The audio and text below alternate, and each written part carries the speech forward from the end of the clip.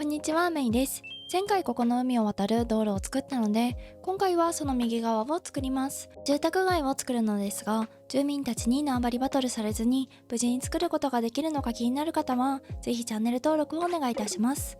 ちなみにここは右側通行と左側通行が分かれているので、横断歩道国境説が浮上しているオランジ島です。ファンタジーの世界で生きているので、車線はこのままの予定です。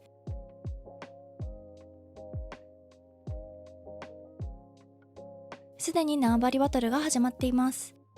たぬき商店の右側に住宅街を作っていきます。最初に左上のエイブルシスターズ横から順番に整備します。と言っても、いつも通りマイデザインをたっぷり敷く感じですね。崖の真下はタイルを敷いて、水の影をつけやすいようにしていきます。家具によって幅が違うので、いい感じにマイデザインの影がつけれないんですよね。ここにお店を作るので少し多めにタイルを敷きます。水の影の位置がおかしくなると、いくらファンタジーといえど違和感だらけになるので、それを防止するためですね。水のマイデザインをどんどん広げていきます。たまに片付けのことを頭によぎりながらも、マイデザインを敷く手が止まりません。さら地下機能本当に欲しいので、たぬきに願掛けをしておきます。木の板を縦にまっすぐ敷いていきます。木の板は新しく描いたマイデザインです。以前描いた横向きの板も合わせて描き直しました。割と平たい板に質感をつけてボコボコさせて、ちょっと角に丸みのあるデザインに変更しています。ようやく木の板の描き方を理解してきました。描き直す前のマイデザインを消して、新しいマイデザインを投稿し直そうと思うので、昔のマイデザインがいい場合はお早めにダウンロードしてくださいね。この辺りに秘密のお店を作っていきます。船でしかここに行けないのでそう言っていますが、普通の花屋という設定です。船でしか行けないという話題性だけでやっていくのは大変そうですね。西部の街並みを道路の崖を隠すようにたっぷりと置いていきます。道路側から写真を撮るときに西部の街並みが見えていないか不安だったので確認してきました。結果撮り方次第では見えましたね。逆を言えば撮り方でなんとかなるので支障はないものだと信じています。足りなかった崖を補充します。この道路オランジェ島をしっかりと横断していく予定です。夢中で横に道路を伸ばしていたらすでに島の7割くらい横断していました。右の道路の端はもうすでに何を作るか考えてあります。それもかなり大規模クリエイトになりそうなので作るのが楽しみですが、想像通り作れるのか不安ですね。島クリエイトは好きだけど得意ではないので、イメージ通りいかない方が多いんですよね。どうしようか悩んでいる時間も楽しいので、イメージ通りいかなくてもいいやという気持ちもあります。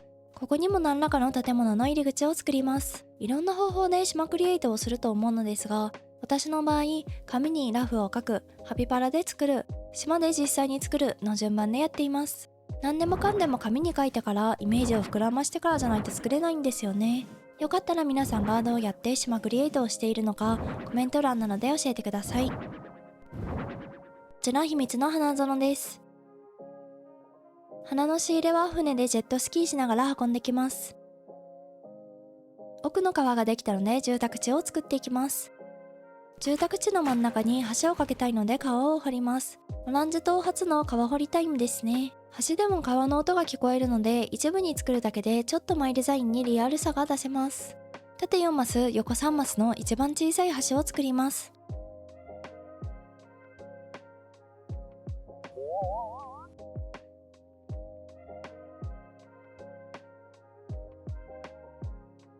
橋から1マス開けると住宅が設置できるのでぎゅうぎゅうに詰めて設置していきます。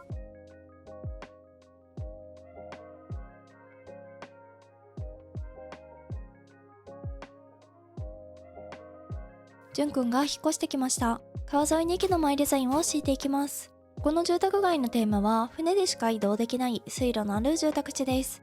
ここに4軒の家が立ち並ぶ予定で、ちなみに建て売り住宅街なので家の外観は全て揃えます。私の作る住宅街はだいたい建て売り住宅ですね。注文住宅なら家の外観を他の家と被らないようにすると思うという適当な理由です。建て売りなら景観を揃えられるメリットがありますが、誰がどこの家に住んでいたかわからなくなるデメリットがあります。大体覚えてないので毎回表札を読んだり、いきなりドアを開けて確認することもあります。道路を横一直線に敷いていきます。今回は自然島というより街の要素の強い島なので、まっすぐな道路が多めですね。本当は複雑な地形にしたいのですが、ちょっとそちらの才能は持ち合わせていないようです。住民たちがどいてくれません。縄張り渡る開始です。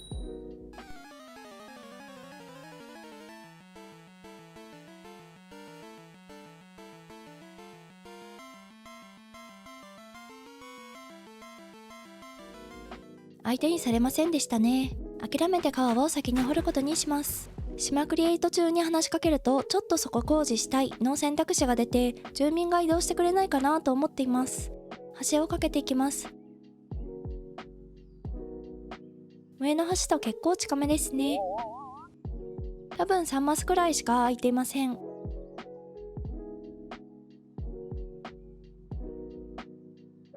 道路から3マス開けて住宅を設置。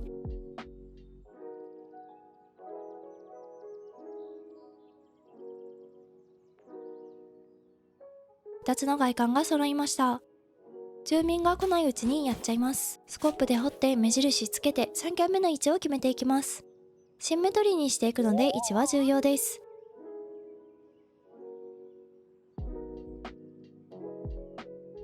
このまま4軒目まで建てていきます。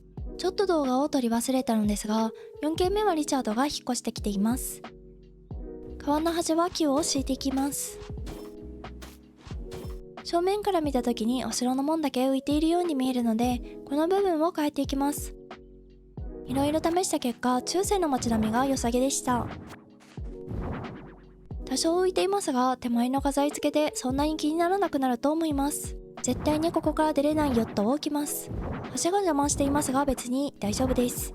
すべては見栄えのための犠牲です。左右対称になるように家具を置いていきます。手前の家具が気になって奥の出っ張りが気にならなくなる仕様です。無駄に多く街灯を置いていきます。こういう密集地帯は街灯が多いイメージがあるからです。夜も綺麗ですしね。川や海に葉っぱやきらめきを出していきます。葉っぱのついた海のマイデザインは公開済みです。水門をつけていきます。水門の上に必ず家具を乗せる必要はなく、水の中や表面に何かそこにいそうな雰囲気を出す時にも使います。道路側は転落防止のために柵をつけていきます。落ちても絵なので関係ないんですけどね。住民宅の庭を作っていきます。田舎っぽさや水辺、港町感を出すときに石壁はとっても相性がいいですね。現実世界でも水辺のコンクリートのグレーを見慣れているので、厚盛りでも違和感なく使いやすいです。庭の中はシンプルに植物と飛び石のみです。ありがたいことにこの飛び石は公開してほしいとのリクエストをいただいたので公開しました。マイデザインの枠の節約のためにシンプルで季節を選ばないように作りました。公開しているコンクリートの砂のタイルと同じ色合いなので、砂浜付近との相性もいいかと思います。住宅街の奥を作っていきます。ここは住宅街の住民のためのスペースで、ちょっと癒されそうな空間にしていきます。真ん中に飛び石を敷いた後、紫のヒヤシンスを飛び石の周りに植えていきます。紫のヒヤシンスの遊歩道のような感じです。狭い住宅街を抜けると、そこは紫の遊歩道だったとこの辺りの住民に言わせたいですね。家とヒヤシンスの間に石壁を立てていきます。川にアヒルも泳がせていきます。庭セットが見栄え的にお得です。なんか気になる隙間を埋めていきます。庭っぽくアイアンガーデンセットを置きます。ちなみに誰も座れません。遊歩道の端に木を植えていきます。両サイド同じにして統一感を出していきます。遊歩道ができました。実際は川の音が流れているので涼しげな感じですね。狭い住宅街はいかがだったでしょうか。さすがに川の間狭すぎでしょうと思った方はぜひいいねボタン、チャンネル登録、メンバー登録がまだの方はお願いいたします。SNS もやっていますのでお気軽にフォローしてくださいね。最後までご視聴ありがとうございました。また次回の動画でお会いいたしましょう。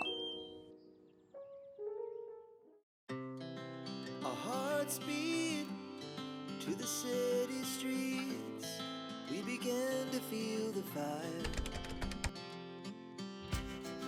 We rise like tall buildings as the chemicals, they take us higher. The night's young and it's just begun as she puts her hand in mine.